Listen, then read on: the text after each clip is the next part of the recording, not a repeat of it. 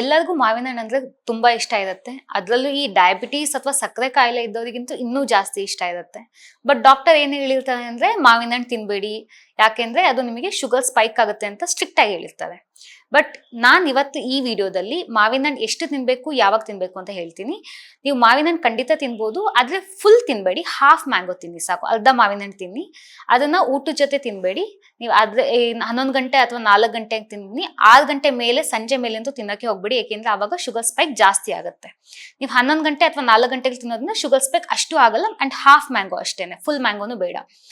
ಇದ್ರ ಜೊತೆಗೆ ನೀವು ಊಟದ ಜೊತೆ ತಿನ್ನೋ ಅಭ್ಯಾಸ ಇರುತ್ತೆ. ಕೆಲವರಿಗೆ ನೈಟ್ ಊಟ ಇರ್ಬೋದು, ಅಥವಾ ಮಧ್ಯಾಹ್ನ ಊಟದ ಜೊತೆ 4 ಪೀಸ್ ಕಟ್ ಮಾಡ್ಕೊಂಡು ತಿನ್ಬಿಡೋಣ ನಂಚ್ಕೊಳಕ್ಕೆ ಅಂತ.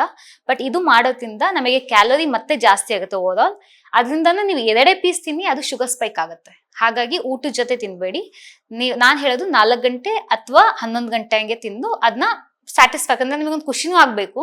ಹಂಗಂತ ತುಂಬಾ ವಿಪರೀತ ತುಂಬಾ ಫುಲ್ 1-2 ಮ್ಯಾಂಗೋ ತಿನ್ನೋದಕ್ಕಿಂತ ಹಾಫ್ ಮ್ಯಾಂಗೋ ತಿಂದು ಖುಷಿಯಾಗಿದೆ. ಅಂಡ್ ಯಾವುದೇ ಕಾರಣಕ್ಕೂ ಜ್ಯೂಸ್ ತಗೋಬೇಡಿ, ಅಥವಾ ಅದನ್ನ ಈಗ ರಸಾಯನ ಮಾಡ್ಕೋತಾರೆ ಕೆಲವರು, ಅಥವಾ ಕಸ್ಟರ್ಡ್ ಮಾಡ್ಕೋತಾರೆ, ಈ ತರನು ಮಾಡ್ಕೋಬೇಡಿ. ಆದಷ್ಟು ನಾನು ಹೇಳೋದು ಮಾವಿನ ಹಣ್ಣನ್ನ ಕಟ್ ಮಾಡ್ಕೊಂಡು ಆರಾಮಾಗಿ ಸ್ವಲ್ಪ ಸ್ವಲ್ಪ ತಿನ್ನಿ.